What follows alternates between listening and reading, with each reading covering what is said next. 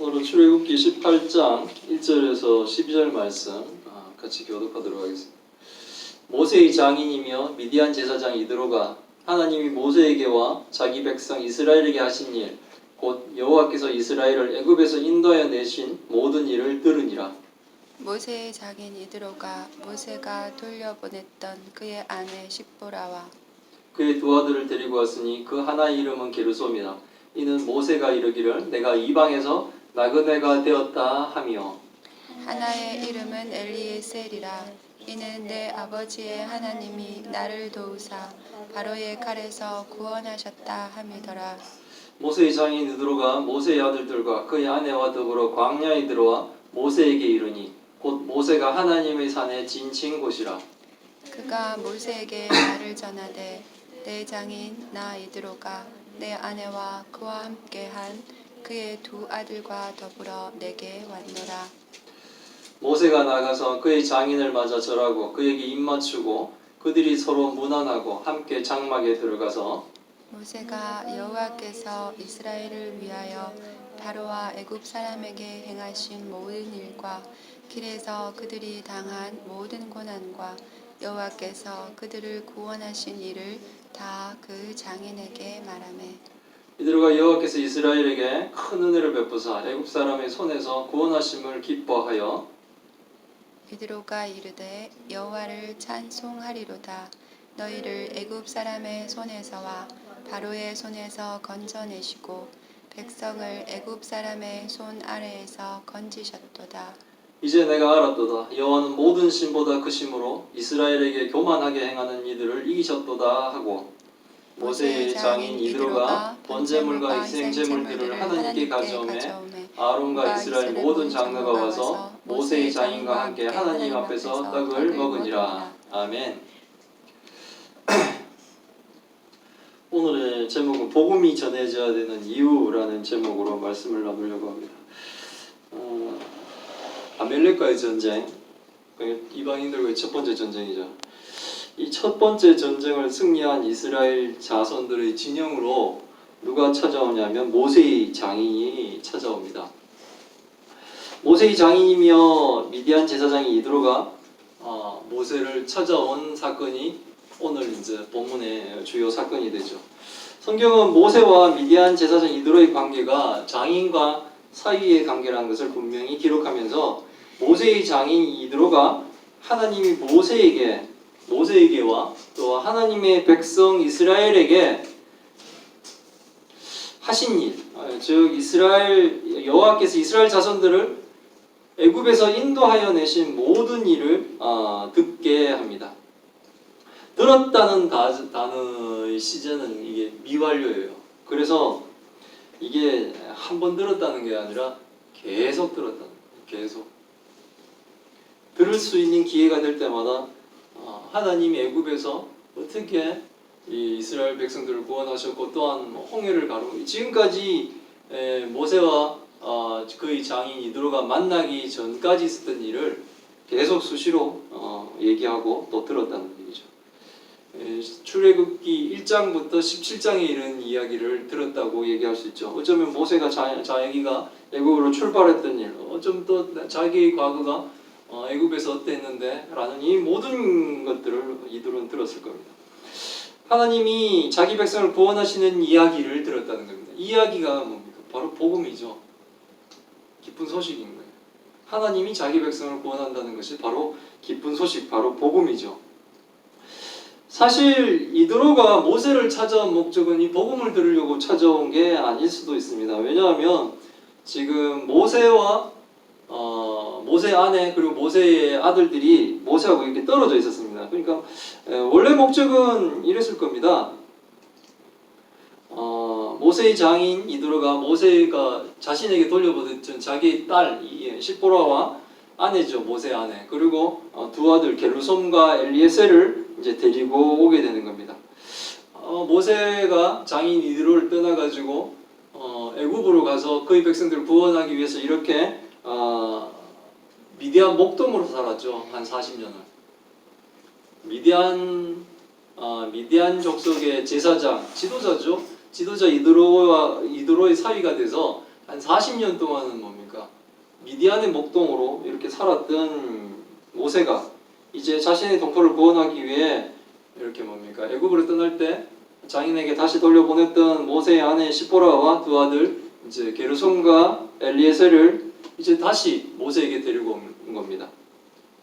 성경은 모세의 아들을 소개하고 있습니다. 아들의 이름의 뜻이 이제 모세의 삶과 좀 닮았죠.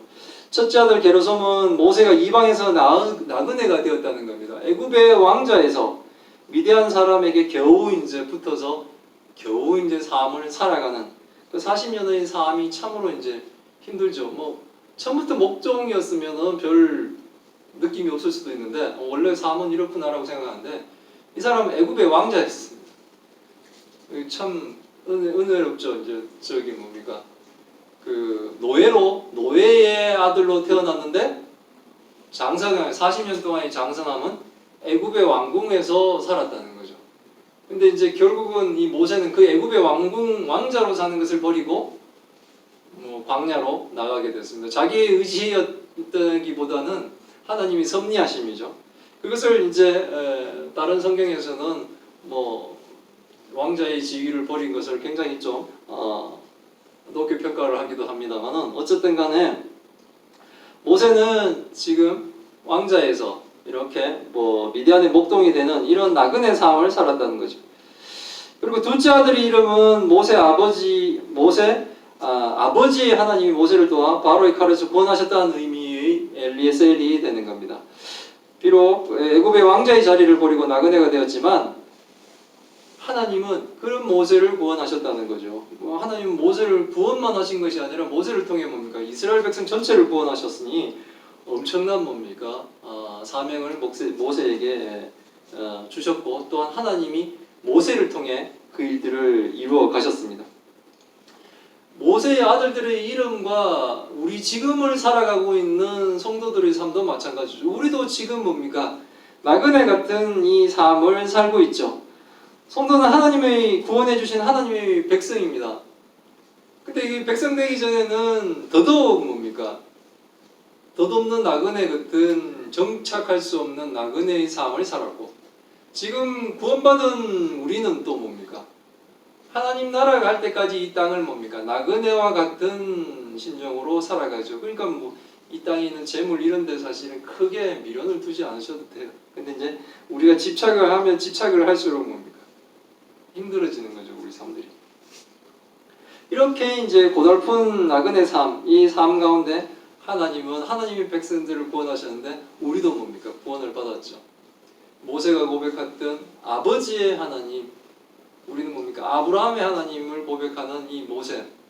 우리도 마찬가지죠. 우리도 아브라함의 뭡니까? 영적인 자녀들. 우리도 뭡니까? 아브라함의 후손으로. 히브리서는 확실하게 얘기를 하죠. 예수 그리스도를 믿는 사람이 아브라함의 자손입니다. 아브라함의 자손으로서 뭡니까? 그 아브라함, 모세의 아버지의 하나님이 우리를 구원하셨죠. 우리도 똑같이 나그네 같은 삶을 살지만 하나님이 우리를 구원해 주셨습니다. 하나님 주시는 이 위로가 우리에게 있어야 돼요. 그렇지 않으면 우리는 환경에 갇혀서 너무너무 힘들어지는 거예요. 세상 사람들과 이 성도들이 살아갈 때 이 맞닥뜨리는 환경의 강도는 어찌 보면 같을 수 있습니다. 뭐 동일한 삶을 살아가고 있기 때문에 그렇습니다. 근데 그때 성도는 하나님을 볼 수 있어야 돼요. 그러면은 뭡니까? 위로가 되는 거죠. 오늘 그런 위로를 좀 많이 받으시길 바랍니다. 모세의 장인 이드로는 이스라엘 민족의 지도자가 된 사이 모세를 찾아 이제 자신의 딸, 즉 모세의 아내와 모세 아들들을 데리고 광야에 들어와 이제 모세를 만나러 온 겁니다. 그곳이 하나님의 산에 모세가 지친 곳이다. 이렇게 이제 성경은 말하고 있습니다.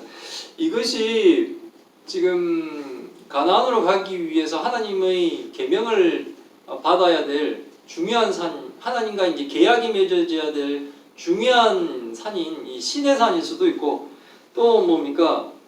반석 위에 물이 나왔던 그 르비딤의 어느 뭡니까? 산일 수도 있는데 어쨌든 그것이 중요한 게 아니라 중요한 것은 미디안의 지도자가 지금 뭡니까? 미디안의 지도자, 특히 이방인의 제사장이 이스라엘 진영을 찾아왔다는 거예요. 지금 출애굽하여 지금 이스라엘의 이런 행군과 진로 이런 것들이 지금 다른 주변에 있는 이방인들에게는 초미의 관심사가 되는 겁니다. 그러다 보니까 아밀렉은 위협을 느껴 오히려 그들이 이스라엘 자손들을 공격하러 왔고, 뭐 사실 제대로 준비도 안 된 군대일 수도 있죠. 이스라엘 자손들은 그 이스라엘 자손들 오합지졸처럼 보이는 그 이스라엘 자손들을 공격해 왔고, 하지만 하나님이 모세가 팔을 들면 승리하는 아주 뭐 신기하고 기적 같은 일들, 하나님의 은혜죠. 하나님의 은혜로 그 아멜렉과의 전쟁을 이기게 하고, 이런 것들, 그러니까 뭐 홍해를 건너는 기적 같은 이야기, 이런 것들이 이제 들리는 거예요. 이게 이제 복음이 전파되는 거죠. 그걸 듣고 미디안의 제사장, 이방신을 섬기던 이 제사장이 지금 이스라엘 진영으로 들어왔다는 것이 중요한 거예요. 하나님의 산에 진쳤던 이 하나님의 산이 신의 산이다 어디다 막 갑론을박하는 것이 중요한 것이 아니라, 미디안의 제사장이 이스라엘 진영으로 들어와 하나님의 진영으로 지금 들어왔다는 것이 중요한 거예요. 그가 모세에게 말을 전하되, 이제 누군가에게 시켰죠. 말을 전하죠. 모세의 장이 이드로가 모세의 아내와 두 아들을 데리고 모세에게 왔다라는 말을 전하라는 겁니다. 모세는 이제 이스라엘 지도자가 됐으니까 막 이방인이 함부로 만날 수 있는 그런 사람이 아니었을 수도 있겠습니다. 그래서 사람들한테 전해서 모세에게까지 가죠. 그러니까 모세는 뭡니까? 자기 장인이 막 이렇게 자기 아내와 두 아들을 데리고 찾아왔다는 소식을 듣고 막 장인을 아주 환대하죠. 막 맞이하러 가서 절을 하고 입을 맞추고 서로 문안하고 함께 장막에 들어갑니다. 아주 극진히 대접하고 있는 거예요. 즉시 자신의 집으로 모세 몰고 가죠. 그러니까 과거 고생했을 때 자기를 돌봐주고 자기의 딸까지 내어주며 사이로 삼으며 정말 애굽의 도망자, 애굽의 그 지명수배자를 자기가 이렇게 받아들이며 전혀 기반도 없는 자에게 40년 동안 살도록 이렇게 삶을 제공했던 이 장인을 이제 뭡니까? 한민족의 지도자가 되었다고 이렇게 막 괄사하거나 모른 척하거나, 뭐 이방인 아내니까 내가 이제 이스라엘 진영에서 이스라엘 백성 가운데 다시 새 장갑 들고 뭐 이런 게 아니라, 미디안 장인 미드로가 자기 아내와 두 아들 데려갔다는 걸 가지고 그들을 아주 뭡니까? 적극적으로 지금 받아들이고 있는 모세의 모습입니다. 원래대로는 뭡니까? 이스라엘 백성들은 계명을 받고 나중에 가면 뭡니까? 철저하게 이방인과 분리되려고들 굉장히 하죠. 뭐 이방인이 있으면 같이 밥도 안 먹고 막 그랬죠. 심지어 누구까지? 베드로까지 이방인과 밥을 안 먹다가 바울한테 아주 막 욕을 얻어먹죠. 그만큼 그랬는데, 지금 이스라엘의 지도자가 이방인을 막 이렇게 환대하면서 받아주고 있는 거예요. 그러면서 모세는 장인 이드로를 자신의 장막으로 모시고 이드로에게 여호와 하나님께서 이스라엘 위하여 바로와 애굽 사람에 행하신 모든 일과 이스라엘 자손들에게 지금까지 오는 여정에서 겪은 모든 고난과 그 고난 가운데 하나님이 이스라엘 자손을 구원하신 일들을 다 뭡니까? 장인 이드로에게 말을 했다는 거예요. 일종의 간증이에요. 이게 하나님이 어떻게 나한테 했습니다라는 게 이게 바로 간증이에요. 우리 삶 가운데 믿지 않는 그 주변에 있는 사람들에게 우리가 뭐 성경책 펴가지고 보자 그러면 그 사람들이 뭐 아이고 귀한 성경책하고 이렇게 보겠습니까? 우리 툭툭 삶 가운데, 우리의 삶 가운데 하나님이 우리에게 해주신 일들을 얘기하는 거예요. 그게 이제 간증인 거예요. 하나님이 하셨다는 거예요. 내가 똑똑해서 된 게 아니라 하나님이 이런 일을 해주셨습니다라고 얘기하는데, 막 그 소문으로는 막 이렇게 약간 들었지만 자세한 내용은 잘 모르겠죠. 그 자세한 내용들을 장인 이드로에게 모세가 애굽에서부터 막 있었던, 그리고 중간에 막 여러 가지들 만나가 떨어지는 이런 이야기, 그건 눈으로도 보여줄 수 있죠. 나중에 또 만나면 막 그런 것들을 쫙 이렇게 얘기를 했다는 거예요. 여기서 말하다, 장인에게 말하매라고 이제 8절 마지막에 나온 이 말하다도 1절에서 말하는 말하다의 단어와 똑같은 시제입니다. 이게 미완료예요. 성경에는 히브리어에는 그 시제가 두 개밖에 없어요. 완료형과 미완료형. 완료형은 끝났다예요. 과거, 우리가 말했던 과거 그 이상의 의미가 있는 과거형. 근데 이제 미완료는 뭐냐면 계속된다는 거예요. 이 계속 이제 하나님이 자신을 구원하신 일을 모세는 계속 이드로에게 지금 얘기를 했다는 거예요. 이 복음은 계속 이렇게 얘기하는 거예요. 그래서 교회 주일마다 나오면 계속 복음을 얘기하죠. 끊임없이 복음을 얘기하죠. 아는 얘기 같은데 계속 얘기하죠. 계속 얘기하는 건 몰라서 좀 알아라고 얘기하는 것도 있고, 복음을 계속 반복적으로 들으면 우리의 믿음들이 생겨나가는 거예요. 그래서 미디안의 제사장인데 지금 복음을 계속 그 사이로부터 듣고 있는 겁니다. 계속 하나님이 자신을 구원한 일을 말했다는 거예요. 그래서 18장 1절의 내용이 지금 2절부터 8절에 자세히 지금 반복해서 성경이 기록하고 있는 거예요. 1절에 이렇게 얘기했던 그 내용이 사실은 2절부터 다시 반복하면 8절까지 쭉 이렇게 좀 뭡니까? 자세하게 그 얘기를 반복해서 성경이 기록하고 있습니다. 내용은 굉장히 간단합니다. 모세의 장인이 이드로가 그것도 미디안의 제사장인 이 이드로가 모세의 아내와 두 아들을 데리고 모세를 찾아왔다라는 거죠. 이게. 그리고 그 찾아온 장인을 극진히 뭡니까? 이렇게 영접하며 그에게 하나님이 자신들을 구원해 주신 그 이야기를 계속 반복해서 이야기했다는 것이 오늘의 내용들이에요. 이렇게 모세로부터 하나님의 구원의 역사하심을 계속 들은 이드로는 어떻게 될까요? 9절에 이런 고백을 하죠. 이드로가 여호와께서 이스라엘에게 큰 은혜를 베푸사 애굽 사람의 손에서 구원하심을 기뻐하게 되죠. 복음을 들으면 사람이 기뻐져야 되는 거예요. 복음의 냉랭한 시대가 올 겁니다. 왜냐하면 하나님이 예수님이 재림일 때를 함부로 얘기 못한다는데 아마 예수님이 재림할 때는 이 땅에 더 이상 이제 뭡니까? 하나님 백성, 구원받을 하나님 백성이 남지 않을 때가 아니겠습니까? 구원받을 백성은 하나님이 다 구원하시죠. 그러니까 복음에 냉랭해지는 때가 될 거예요. 근데 하나님의 백성은 지금 불신자의 모습으로 살아가고 있지만 하나님의 백성은 정해져 있겠죠. 그 하나님의 백성은 복음이 들어가면 기뻐지는 거예요. 복음을 들으면 기쁜 거예요, 사람이. 성도는. 하나님의 백성은.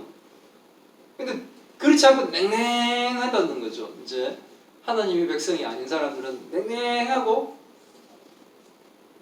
그 복음을 기뻐하지 않죠. 왜냐하면 복음이 자꾸 비춰지면 예수 그리스도가 우리를 빛이신 예수님이 우리를 자꾸 비추면 우리 죄가 드러나는데 반응을 두 가지로 한다는 거예요. 성도는 이 빛을 받으면 내 죄를 보며 이 죄를 회개하며 자꾸 그 죄들을 버리려고 하면 하나님 쪽으로 가까이 가는데 그렇지 못한 자들은 드러나는 죄가 부끄러우니까 점점 어둠 속으로 들어가게 되죠. 그런 일이 벌어지는데 지금 이들은 아주 기뻐하는 거예요. 하나님이 자신의 백성을 구원하신 이 복음을 들은 사람의 반응은 이렇게 나와야 되는 거예요. 막 이들과 지금 하나님의 구원을 기뻐하고 있습니다. 이방 신에게 이방 신을 섬기고 제사드렸던 미디안의 제사장이었는데 이제는 하나님의 말씀에 하나님이 기뻐지는 거예요. 이게 복음이 전해지면 벌어지는 아주 뭡니까? 놀라운 기적이죠. 이드로가 이렇게 또 고백합니다. 여호와를 찬송합니다. 이드로가 이르되 여호와를 찬송하리로다. 너희를 애굽의 사람 손에서와 바로의 손에서 건져내시고 백성을 애굽 사람의 손 아래에서 건지셨다. 이제 막 고백이 나오는 거예요. 그렇게 하신 하나님의 백성을 구원하신 하나님을 이드로가 막 찬송을 하고 있는 겁니다. 우리가 요즘에 수요일날 막 이렇게 시편을 막 배우지만 하나님을 찬양하는 거예요. 막 찬송이 막 나오는 겁니다. 이드로에게서. 이방 신을 섬기던 제사장 이드로가, 미디안 제사장 이드로가 이제는 뭡니까? 하나님을 찬송하고 있다는 거예요. 이게 놀라운 변화가 일어난 거죠. 그러면서 이런 고백을 또 해요. 이제 자신이 알았다. 내가 알았도다. 여호와는 모든 신보다 크심으로 이스라엘에게 교만하게 행하는 그들을 이기셨도다. 이런 고백을 하는 거예요. 미디안 제사장이 자기가 섬기는 신이 가장 뭡니까? 크니까 그 신을 섬겼겠죠. 그런데 이방 신을 섬겼던 이 미디안 제사장 이드로는 이제 뭡니까? 자신이 깨달았다는 거예요. 모든 신보다 하나님이 크시다. 여호와는 모든 신보다 크다. 그러니까 뭡니까? 최고의 신이 하나십니다. 이 하나님의 신을 고백하는 거예요. 그러면서 이스라엘에게 교만하는 하나님의 이스라엘 백성의 대적들을 하나님이 뭡니까? 이기신다라는 이 고백들을 하고 있는 거예요. 그러니까 복음을 들은 자는 하나님이 누구신지를 아는 거예요. 그러면 뭡니까? 하나님에 대한 고백을 하며 하나님을 찬양하죠. 그렇게 모인 사람들이 바로 교회에 모인 사람들 아니에요.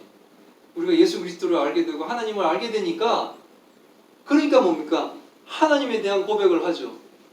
이동안 하나님 모르고 살았을 때는 어떻게 합니까? 어쨌든 내가 빠둥빠둥 살라 그러고 뭡니까? 하나님 믿으라 그러면 뭐 하나님 없다 하고 뭐 살면 이 땅에 살다 죽으면 끝인데 뭐 아주 뭐 악한 얘기도 많이 했죠. 막 그렇게 했는데 이제 하나님을 믿어지니, 내 눈에 직접 보이지 않지만 그 하나님의 존재를 확실하게 확신하고 있으니까 믿어지니 하나님을 찬양하고 하나님을 고백하고 하나님을 전하고 싶고 이렇게 변해간다는 거예요. 하나님이 하나님의 백성을 위해 이기셨다는 거예요. 이제 이들은 충분히 알겠다는 거예요. 하나님의 백성을 대적하는 적들은 하나님이 이겨버리시는구나라는 걸 안다는 거예요. 우리를 힘들게 하는 많은 문제들 하나님이 이기신다는 거예요. 보통 문제입니까? 애굽의 조형살이 하는 거는 죽음과 같은 일이죠. 근데 거기서 구원해낸다는 거예요. 400년 동안 애굽의 종살이에서 이스라엘 백성이 하나님을 붙들고 있다는 것은 그런 기적이 없습니다. 그것은 하나님의 은혜가 아니면 나를 왜 종으로 살다가 죽게 하는가 라고 하지만 그 당시에는 기록된 성경도 없는 거예요. 그 당시에는 선지자도 보내지 않고 400년이 지나가는 시대. 그런데도 그 이스라엘 백성이 장정만 65만이나 되는 그 이스라엘 추정 키는 200만 명이라고 하는 그 민족이 하나님을 계속 믿고 내려올 수 있다는 게 그 자체도 벌써 기적인 거예요. 근데 하나님이 막 애굽에 10가지 재앙을 내리며 바다를 가르고 막 이런 것. 근데 하나하나가 뭡니까? 이스라엘 백성들 사이에는 목숨을 걸고 뭡니까? 왔다 갔다 하는 일이잖아요. 막 하나님이 홍해를 가르기 전에 어떻게 됩니까? 이스라엘 군대가 쳐들어와서 죽일 것 같았고, 나왔더니 굶어 죽을 것 같았고, 목말라 죽을 것 같았고, 이방의 군대로 인해서 뭡니까? 죽을 것 같았던 이 많은 것들을 하나님이 그 문제들을 다 해결해 주시고 이기셨다는 거예요. 하나님의 복음을 들으며 기뻐하며 하나님을 찬송하며 하나님을 고백한 이들로는 이제 어떻게 합니까? 번제물과 희생물을 하나님께 가져오는 거예요. 예배를 드린다는 거예요. 지금 제사를 드리는 거예요. 이때까지는 이방 신에게 제사 드렸던 이들로가 이제는 뭡니까? 복음을 듣고 변해서 하나님께 제사를 드리고 있는 거예요. 그리고 나중에는 아론과 이스라엘 모든 장로가 와서 모세의 장인과 함께 하나님 앞에서 떡을 먹습니다. 이건 뭡니까? 제사 다 끝내고 화목제까지 지내고 이제 뭡니까? 잔치가 벌어지잖아요. 우리가 요즘에 코로나 때문에 밥도 못 먹는데 점심도 못 먹는데 같이 사실 교회에서 점심을 먹고 하는 건 어찌 보면은 이런 의미도 있습니다. 우리가 하나님 나라의 잔치에 들어가야 되는 거예요. 제가 요즘에 어디 가가지고 탕자 이야기를 좀 준비하다 보니까 동네 잔치가 다 벌어졌는데 거기에 다 끼었는데 끼지 못하는 그 큰아들 보면서 야 너무 안타깝다라는 생각을 했는데, 그것처럼 우리는 뭡니까? 다 하나님 나라의 잔치에 다 들어가야 돼요. 마지막에는 다. 근데 그 잔치를 지금 하는 거예요. 하나님 앞에서 떡을 떼고 있는 거예요. 과거에 미디안 제사장이 일종의 무당이 이제는 뭡니까? 하나님의 백성이 된 거예요. 그래서 하나님께 예배드리고 하나님께 제사드리고 이제는 뭡니까? 하나님의 백성들과 함께 하나님 앞에서 떡을 떼는, 떡을 먹는 잔치가 벌어지고 있는 거예요. 이게 복음의 놀라운 결과인 거예요.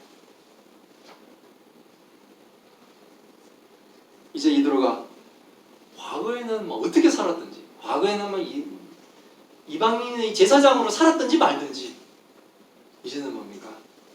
하나님의 백성 가운데 어느새 들어와 있더라는 겁니다. 오늘의 본문 내용을 간단히 정리하면 모세의 장인 이드로가 모세가 들려준 이 하나님의 구원의 은혜를 듣고 하나님을 찬송하며 제물을 가져와 하나님께 제사를 지내고 하나님의 백성들과 함께 하나님 앞에서 떡을 먹었다라는 게 오늘의 본문의 내용입니다. 이것이 바로 복음이 왜 전해져야 되는지의 이유를 얘기합니다. 오늘의 제목이 왜 복음이 전해져야 되는가? 이유가 바로 이것 때문에 그렇습니다. 이방인으로, 특히 이방신을 섬기는 이방인 제사장, 미디안의 지도자라는 거예요. 그랬던 사람이 이제 자기가 했던 것들을 뭡니까? 밀고 하나님 백성 안으로 들어오고 있는 모습입니다. 변화가 일어났습니다. 이들과 복음을 듣고 변화하여 하나님을 찬송하고 하나님을 예배하는 성도의 변화가 일어나는 것이 오늘 본문 내용입니다. 교회는 모세가 계속해서 하나님의 구원의 은혜를 전했듯이 복음을 계속 전해야 된다는 거예요. 우리의 삶 가운데 그 일들이 전해지길 바랍니다. 우리의 삶을 보면 얼마 전에 이런 고백을 했는데, 그분은 제가 이제 목사인지는 모르니까 자기가 하나님 아직 안 믿는데 교회도 안 다녀요. 교회를 다니라고 그렇게 얘기하는데도 안 다니는데, 내가 교회도 안 다니는데 선생님 보니까 반듯하게 사는 모습이 괜찮아가지고 교회 다니는 것도 좋다고 생각합니다. 이 얘기를 듣는데 와, 참 큰, 저한테는 개인적으로 와, 큰 칭찬이고, 이걸 내가 하나님 믿어 하나님의 영광을 드러내고 싶은데 이렇게 드러나는군요 라고 이제 하나님한테 그런 생각을 했던 적이 있는데, 그런 일이 성도들을 통해서 일어나야 되는 거예요.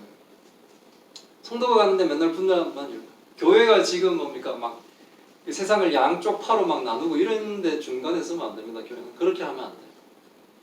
교회는 항상 온유와 겸손으로 나가지 극단적인 대결로 나가고 하는 것이 아니라는 거예요. 물론 싸울 때는 싸워야 되겠죠. 요즘에 치열하게 싸우고 있는 부분이 바로 차별금지법 이런 거거든요. 그게 아주 겉으로는 그럴듯하지만 그게 강가에서 뭡니까 그 동성애나 이런 것들에 대해서 성경적이지 않다, 그것은 죄다라고 얘기하게 되면 차별금지법이 통과되는 순간 뭡니까 그 말을 가르치는 자는 처벌을 받게 되는 게 그 법이에요.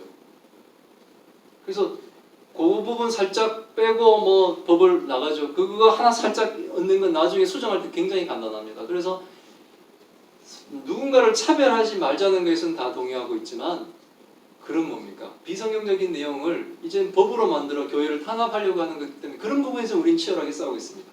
그건 하나님 나라에 맞지 않기 때문에 싸우는 거예요. 하지만 뭡니까 우리는 굉장히 온유와 겸손한 마음으로 모든 일에 뭡니까 대응을 해나가는 거예요. 교회는 그렇게 갑니다. 그래서 사람들이 교회를 보며 성도들을 보며 하나님이 괜찮구나, 하나님이 믿는 것은 좋은 거구나 라는 것을 고백하며 기뻐하고 찬양하며 그들도 뭡니까 교회 안으로 들어오도록 인도를 하는 것이 교회의 사명이고 성도들의 역할인 거예요.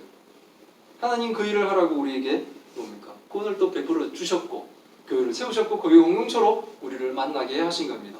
근데 그 일을 해야 되는 거죠. 지난주 우리가 아멜렉과의 전쟁이 이방인과의 첫 번째 전쟁이었던 것처럼 지금 이드로가 복음을 듣고 하나님께 제사를 드리고 하는 이가 하나님의 백성과 함께 떡을 먹고 하는 이 이방인으로서는 이드로가 최초인 거예요. 성경에서 첫 번째 사례가 오늘 본문인 거예요. 그러니까 뭡니까 구약에서는 폐쇄적인 하고 하지만 아니요, 하나님을 믿는 자는 애굽에서 뭡니까 나올 때도 이스라엘 백성들을 따라 막 이렇게 나온 애굽 사람도 있을 거고 다른 그 이방인 종들도 있을 거고 그들도 뭡니까 하나님은 다 안아주죠. 교회는 뭡니까 포용력을 가지고 있습니다. 대신에 죄는 버리고 나와야 되는 거죠. 이들어가 와갖고 하나님께 제사드리는 그 옆에다가 뭡니까 위대한 신을 섬기고 있는 제단을 만든다면 그건 말도 안 되는 일이죠. 그건 못하게 하는 거죠. 하지만 위대한 신을 섬겼던 제사장일지라도 하나님 안으로 들어오는 자를 막지는 않는다는 거예요. 교회는 우리가 이도로처럼 복음을 듣고 구원받은 사람들이라는 거예요. 우리도 이제는 우리가 복음을 전할 때가 되었습니다. 교회는 계속 반복해서 복음을 계속 전해야 되죠. 주일날 설교하는 목사님들은 다 복음을 전하고 있는 거죠. 가장 효과적으로 전할 수 있는 것이 바로 주일 설교예요. 그렇기 때문에 이렇게 모여야 되는 거죠. 모여야지 전할 수가 있는 거예요. 뭐 스쳐 지나가신 오방전도 하면서 이렇게 예수님 믿으세요, 이것으로는 굉장히 부족하죠. 그래서 어쨌든 좀 불러 모으려고 그러는데 잘 안 오죠. 그래서 그 일을 해야 되는 겁니다. 그리고 가족들에게도 마찬가지. 하나님을 통해 이루어지는 많은 뭡니까 그들이 보게끔 해야 돼요. 믿지 않는 자들이 믿는 우리 가족을 통해 그 일들이 이루어질 겁니다. 그래서 어쩌면 환난도 하나님이 그 일을 위해, 하나님의 영광을 위해, 하나님 나라를 위해, 그리고 뭡니까? 불쌍한 이들의 영혼을 구원하기 위해 하나님이 우리에게 지금의 잠깐의 환난을 주셨을 수도 있다는 겁니다. 교회는 계속 반복해서 복음을 전해야 됩니다. 그래서 듣는 이들이 복음을 듣고 진정 교회 안으로 들어와 함께 교회 공동체를 이루어 가도록 맡은 사명을 우리는 다 해야 한다는 겁니다. 그 일을 우리 예수사랑교회와 우리 성도가 온전히 감당할 수 있기를 기원합니다. 기도하겠습니다. 하나님 감사합니다. 오늘의 성경 말씀을 통해 왜 교회가 복음을 전해야 하는지 그 이유를 분명히 배웁니다. 이방신을 섬기던 미디안 제사장 이드로가 모세의 아내와 두 아들을 데리고 모세에게 찾아와서 모세가 전하는 하나님이 이스라엘 자손들을 애굽 사람들과 애국왕 바로의 손에서 구원하시며 지금까지 오는 여정 가운데 많은 고난이 있었음에도 불구하고 하나님의 백성 이스라엘을 구원하신 얘기를 계속 들으며 미디안 제사장 이드로가 변화하여 하나님을 찬송하며 하나님을 기뻐하며 하나님께 제물을 바치고 제사를 드리고 하나님의 백성들과 더불어 하나님 앞에서 떡을 먹는 것을 통해 우리의 사명이 계속해서 복음을 전해야 된다는 것을 다시 한번 결심하게 됩니다. 교회가 복음을 계속 전하면 듣는 자들이 복음을 듣고 하나님을 알고 변화가 되어 기뻐하며 하나님을 찬송하고 교회 공동체와 더불어 교제하며 성도의 삶을 살아가는 놀라운 역사가 우리 예수사랑교회에서 끊이지 않고 일어나게 하여 주옵소서. 우리가 바로 복음을 듣고 기뻐하며 하나님을 찬송하며 하나님이 세우신 교회 공동체를 이루어 살아가는 성도임을 고백합니다. 하나님의 복음을 기뻐하는 저희에게 더 많은 사람들에게 예수 그리스도의 복음을 전할 수 있도록 하나님 모든 전도의 문을 열어주옵시고 온전한 하나님의 말씀을 가르칠 수 있도록 하나님의 은혜를 간구하오니 하나님 응답하여 주옵소서. 코로나19로 많은 어려움을 겪고 있습니다. 하나님, 그러나 이런 환난에서도 교회가 복음을 전하는 사명이 멈추지 않도록 하나님 우리를 불쌍히 여겨 주옵소서. 하나님 우리 성도 가운데 아버지 육신의 어려움, 아버지 정신적인 어려움, 물질적인 어려움, 관계간의 어려움의 문제로 고통받고 있는 성도들이 있습니다. 하나님 우리의 문제를 하나님께 아뢰오니 하나님 들으시고 응답하여 주옵소서. 이 모든 말씀 우리 주 예수 그리스도 이름으로 기도드리옵나이다. 아멘. 찬송가 50장 찬양하겠습니다. 505장 찬양하겠습니다.